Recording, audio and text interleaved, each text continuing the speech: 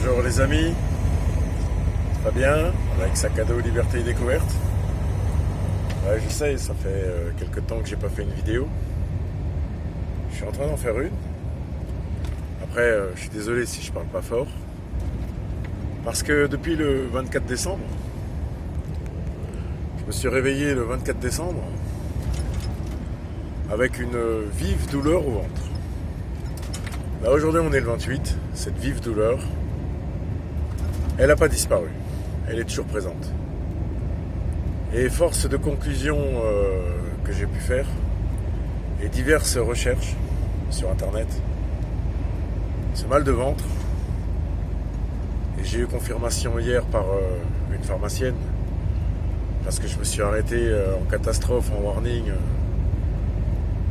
pour prendre pour qu'elle me prescrive des médicaments. Et comme une pharmacienne, elle a exactement le même cursus professionnel. Pas un cursus professionnel, mais un cursus d'études qu'un vrai toubib, je lui ai demandé de m'ausculter. Et il s'avère que j'ai une petite protubérance qui est en train de pousser. Et je ferai une crise d'appendicite. Eh ben, je peux vous dire, les amis, ça fait mal. Ça fait mal. Et hier soir, dans la nuit, je veux dire, j'ai craqué. J'ai appelé les pompiers, qui m'ont donné un médecin du SAMU, qui lui m'a reçu, alors comme si j'étais un chien. Il m'a dit, le médecin, attention, un médecin, m'a dit oui, vous comprenez, on ne peut pas se déplacer, on n'a pas assez d'infos, dirigez-vous au plus près vers un hôpital. Et je lui ai dit, mais monsieur le médecin, si j'appelle, c'est parce que je ne peux pas me déplacer, c'est que je suis chauffeur, je suis dans la zone industrielle de Saint-Quentin-Falavier, et lui il me dit non, mais non, ça va aller, vous inquiétez pas. Je lui dis, je crois que vous n'avez pas la connaissance du métier de chauffeur routier. Moi, j'ai un camion qui fait 16,50 mètres de long, 4 mètres de haut. Ça se gare pas comme ça, un camion, je lui ai dit. Vous savez ce qu'il m'a répondu? Incroyable, hein, incroyable. Est-ce que vous avez pris votre température? J'ai dit, monsieur, je suis chauffeur routier. Est-ce que vous avez des glaçons à proximité? J'ai fait non, parce que je suis pas dans un bar, je suis pas chez moi, je suis dans ma cabine. Ah bah il me dit, si dans ces deux cas-là vous avez rien fait, on se déplace pas. Donc merci à ce gros con de médecin du SAMU. D'ailleurs c'est un vieux, je tiens à préciser. J'ai rien contre les vieux, mais quand on a marre de faire son travail, eh ben on abandonne. Même s'il n'y a pas de reprise derrière, de repreneur, un jeune médecin, eh ben on arrête. On laisse pas les gens dans cette situation de souffrance. Et je lui ai expliqué que dans l'après-midi, j'étais allé voir une pharmacie et elle m'a donné ce qu'il fallait. Alors même les médicaments qu'elle m'a donnés, c'est un substitut de morphine qui m'interdisait même de prendre le volant derrière. Je sais, c'est pas correct ce que j'ai fait. Mais j'ai un chef, c'est une crème ce gars-là, il s'appelle Christophe. Il est excellent ce gars. Je lui ai expliqué ma situation. Et pour avoir eu lui aussi une crise d'appendicite quand il était chauffeur, il sait qu'on galère pas mal. Et je lui ai dit, j'ai dit écoute Christophe, ce matin, donc là il y a quelques heures, j'ai dit si on peut reporter le rechargement, parce que je dis là je vais remonter sur Vesoul, j'ai posé le camion là où on le pose d'habitude, et je vais, avec l'aide de ma femme,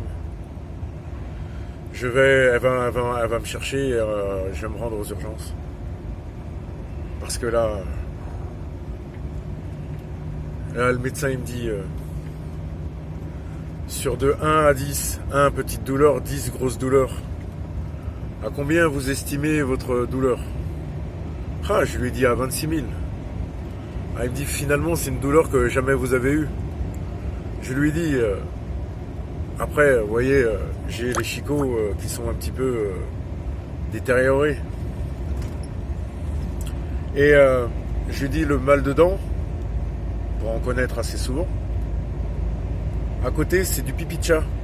C'est rien. Et pourtant, on sait que tous que le mal de dents fait super mal. Eh ben, je me suis habitué à ce mal. Et là, je suis à 80 bornes de Vesoul. En étant assis, ça passe. Mais alors, je peux vous assurer, la nationale, avec toutes les bosses,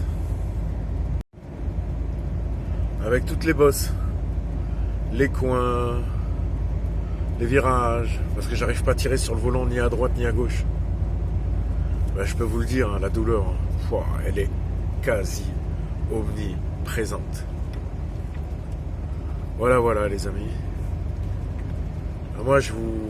Oh pardon, c'était un nid de poule. Ben, ça réveille de suite la douleur. Après sur autoroute c'était bien. Parce que c'est la ligne droite, c'est plus ou moins plat. Mais là, sur National, je douille sa mère. Hein. Franchement... je prends sur moi, mais alors vous pouvez pas vous imaginer comment. Sacrée épreuve, hein. Sacrée, douloureuse épreuve de faire la nationale. Comme quoi, tout le corps humain repose bien sur les abdos, hein. Sur le ventre. Hein. Le moindre fait et geste que l'on fait, on sollicite notre ventre, on sollicite nos abdos. Et quand on a une petite défaillance, je peux vous assurer les amis, ça fait super mal. Allez, je vais vous laisser, parce que je me cramponne au volant à chaque trou. Là, regardez ça, il y a des nids de poules là. Ouah. Ah, c'est vraiment... Prenez soin de vous et à plus tard. Ouais, salut la famille, c'est Fabien toujours avec Sac à dos Liberté Découverte. Mais enfin, j'ai été pris en charge là, je suis à l'hosto de Vesoul. Et c'est pas une légende, hein. Il y en a plein qui se reconnaîtront, dont toi, Faisal. C'est pas une légende, hein. Les attentes se font bien aujourd'hui, en 2023, bientôt 24. Mais les attentes se font bien dans les couloirs. Après, tout le monde se plaint qu'il n'y a pas de pognon, tout ça et tout. Mais on sait très bien où le pognon il passe surtout pas pour les intérêts français. Donc bah oui, j'ai toujours mon chapeau, même à l'hôpital, je garde mon chapeau parce que ces putains de lumière, on dirait du soleil. Ça éblouit à mort, ça t'empêche de dormir, alors je garde le chapeau. Voilà. Vous avez vu la petite robe qu'ils m'ont filée, ces bandes de cons? C'est beau, hein? Voilà. Alors, je vais vous montrer ça un petit peu. Voilà. Vue sur le couloir de la mort. Bon, c'est pas la ligne verte, là, c'est la ligne bleue. Mais voilà. Bon, attends, je vais couper parce que il y a le droit d'image, il y a un docteur devant, là.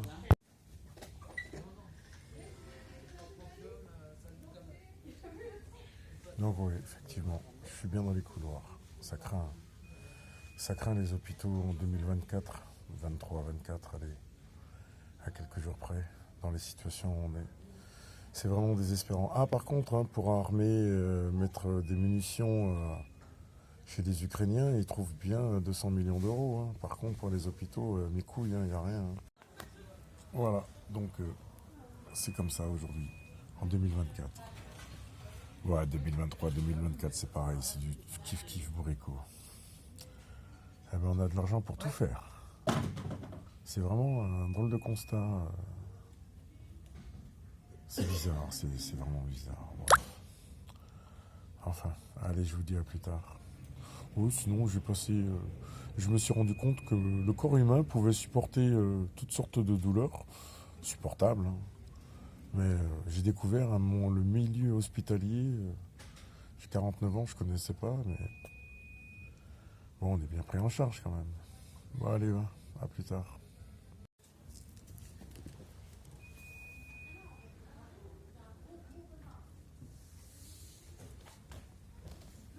Bah, le plus surprenant dans toute cette histoire-là, c'est que, ouais, c'est vrai, je suis dans un couloir avec d'autres patients. Mais on est à Vesoul. Encore, je dirais, si on était à Madagascar ou à La Réunion, mais surtout à Madagascar, je comprendrais. Mais là, on est à Vesoul. Et dans un pays dit civilisé. Je suis sûr qu'à Madagascar, moi je parle de Madagascar parce que je suis malgache, d'accord. Mais je suis sûr que dans ce pays là-bas, tu attends dans le couloir, mais au moins tu attends au soleil. Hein. C'est beaucoup mieux. Hein. Parce que là, franchement. Enfin. À côté de moi, j'ai une petite patiente là, elle a 19 ans, je vais pas la filmer parce que voilà. Mais elle est exactement pour les mêmes raisons que moi, pour des douleurs abdominales. Là, il est 17h, ça fait depuis 5h ce matin, 7h30 qu'elle est là. 7h30, il est 17h. Ça veut dire que ça fait 10 heures qu'elle attend, pratiquement. Elle a du courage. Hein. Et moi, je devrais avoir aussi preuve de ce courage. Mais grâce au métier qu'on fait de chauffeur routier, les délais d'attente, la patience, on est habitué maintenant. Donc que j'attende encore une dizaine d'heures ou pas, ça me dérange pas trop. Voilà. Allez, je vous dis à plus tard. Salut les amis, toujours avec Fabien, avec Sac à dos Liberté et Découverte. Ben, comme vous pouvez voir, je suis dans une chambre d'hôpital.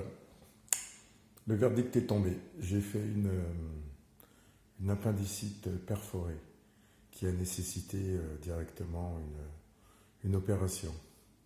Donc hier, je suis rentré à l'hôpital.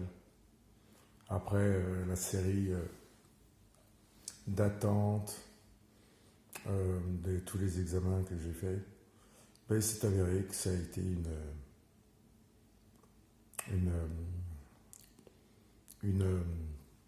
une appendicite perforée.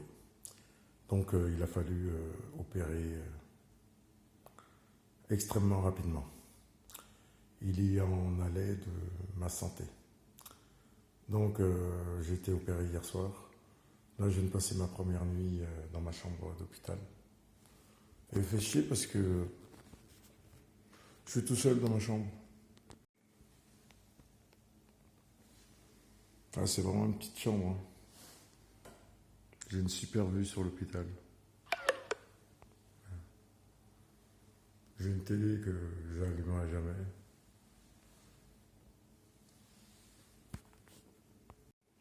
Voilà. Et j'en ai pour une semaine. Donc chic. Je passerai le nouvel an dans ce lit-là. Après, c'est pas grave, c'est que le nouvel an. Donc voilà le programme. Donc je le redis encore à tous. Prenez soin de vous. Prenez soin de vos bobos. Lorsque vous avez un petit bobo qui s'annonce, ne laissez pas ces bobos disparaître. Avant, quand j'étais militaire, j'avais toujours mon chef de section qui me disait « Tout se passe dans la tête ». C'est vrai, il a raison. Les 3 premiers jours, tout se passait dans la tête. Et à partir de avant-hier, ça a commencé à rentrer dans le physique, à rentrer dans le corps. Et hier, il s'est avéré que j'en pouvais plus. Et je remercie encore aujourd'hui mon chef Christophe, qui n'a pas fait des pieds et des mains, qui m'a dit, parce que hier j'étais sur Lyon, il m'a dit Fabien, tu charges pas, tu remontes à vide, surmonté, et tu vas à l'hôpital direct. Voilà. Il a même pris des nouvelles de moi. J'ai pas trop l'habitude qu'un patron prenne des nouvelles de son employeur. De son employé. Voilà. Allez les amis, je vous laisse, je vous dis à plus tard. Et puis passez une bonne journée. Allez, bye. Les amis, c'est Fabien, toujours, avec Sac à dos Liberté et Découverte. Donc là, il est 19h. Et je me prépare à manger mon repas de fin d'année. Ça me fait rire parce que, justement, on vient de m'emmener mon repas. Alors j'en ai 2, ça va. Il y en a un repas par intraveineuse, donc directement relié ici. Donc je mange, c'est parfait. Sinon, comment dire, un bon bouillon. En plus de ça, il est tiède, il n'est pas tellement chaud. Mais c'est pas grave. Donc, il y a des gens qui vont se profiter. Ben, je vous le souhaite, c'est très bien, il fallait le profiter. Je parle comme ça, mais il fallait profiter de ce jour-là, de cette dernière soirée de l'année 2023, en espérant que 2024, pour toutes les raisons qu'on connaisse, qu'elles soient politiques, sportives, médiatiques, j'espère que 2024 sera meilleur que 2023, auquel il faudra à tous à réaliser vos rêves en cette année 2024. C'est super important. Parce que je peux vous garantir, tout ce que vous voulez faire aujourd'hui et demain, tout dépend d'une seule, une seule et unique chose. Tout dépend de notre capital santé. T'es en bonne forme, tu le feras. T'es en mauvaise forme, tu le feras pas. Et peut-être même que dans cette mauvaise forme, tu peux te retrouver dans un endroit tel que ça. Bon, après bien sûr, il n'y a jamais de décor dans une chambre d'hôpital. Mais voilà, quand on est à manger ça, et allongé sur un lit toute la journée. Donc dans la vie, autour de nous, il y a des choses qui sont très très importantes, auxquelles les médias, encore une fois ces médias, ne révèlent pas. Par vous-même, je vous en supplie, par vous-même, regardez ce qu'il y a autour de vous et voyez comme certaines choses ne sont pas vraiment nécessaires. Je vais finir mon bouillon et je reviendrai plus tard sur ce que je vous parle. Et vous allez comprendre certaines choses. Allez, à plus tard et bon réveillon de fête de fin d'année à tous.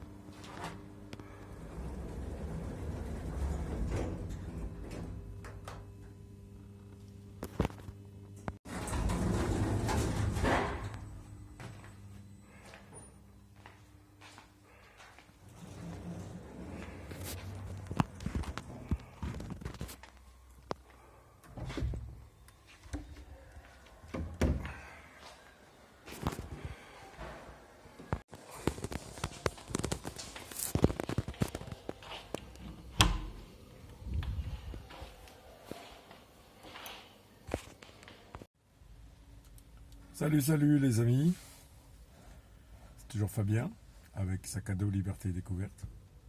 Et ben voilà, l'aventure hôpital se termine, est terminée du moins. Là, ma femme est venue me chercher, elle est actuellement au magasin pour faire quelques courses, pour me permettre de rester pendant 26 jours en arrêt travail. Et je vais rentrer après. Et je vais me reposer à partir de là. Je vais bien naturellement continuer mes petits quelques travaux qu'il y a à faire.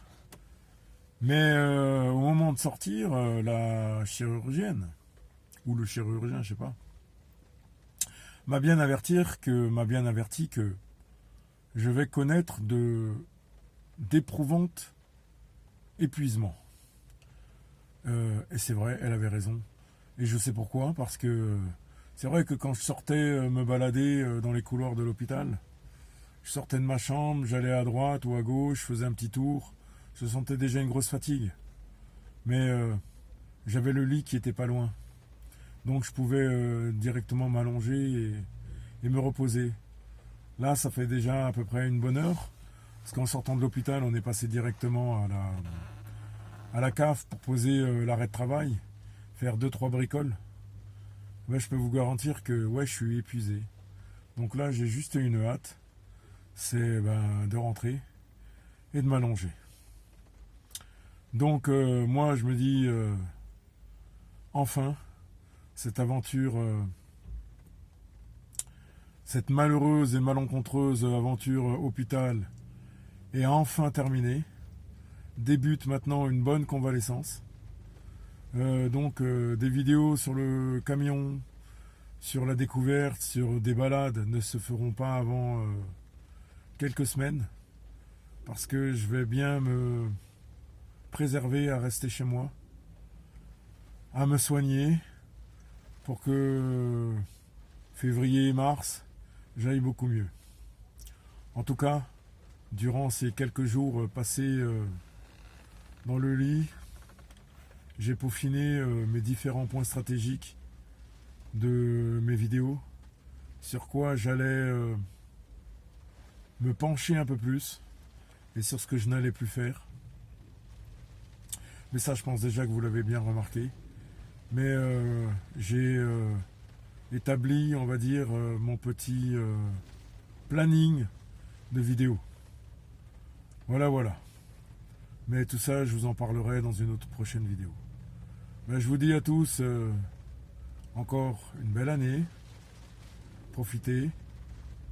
Soyez à l'écoute de votre corps. Et à très bientôt. Salut les amis. Et prenez soin de vous. À bientôt avec Sac à dos, liberté et découverte.